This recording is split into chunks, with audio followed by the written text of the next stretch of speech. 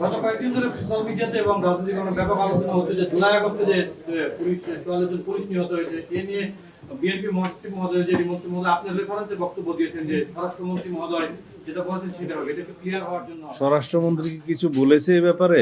সেটা জানা জানা যে মন্ত্রী তা আমার রেফারেন্স উনি হয়তো কেন দিলেন আমি জানি না। এটা আপনি বক্তব্য রাখা না, আমি তো এই বিষয়ে ইতিপূর্বে কোনো বক্তব্য দেইনি। দিয়েছি কিনা?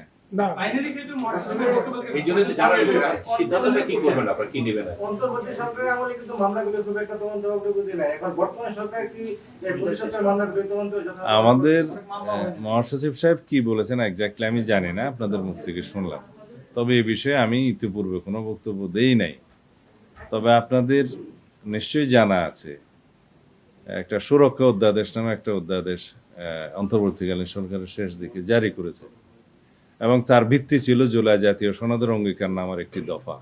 Vision QLED Google TV, where colors come alive. সেই দফাতে আমরা সবাই একমত হয়েছি, যে সমস্ত রাজনৈতিক দল জুলাই জাতীয় সনদে স্বাক্ষর করেছেন তারা সবাই একমত হয়েছেন। সেটা ছিল জুলাই ছাত্র গণ অভ্যুত্থানের যারা নেতৃত্ব দিয়েছে, অংশগ্রহণ করেছে, তাদেরকে আইনি সুরক্ষা দিতে হবে এবং সাংবিধানিক সুরক্ষা দিতে হবে। জুলাই জাতীয় সনদের আইনি স্বীকৃতি দিতে হবে, সাংবিধানিক স্বীকৃতি দিতে হবে।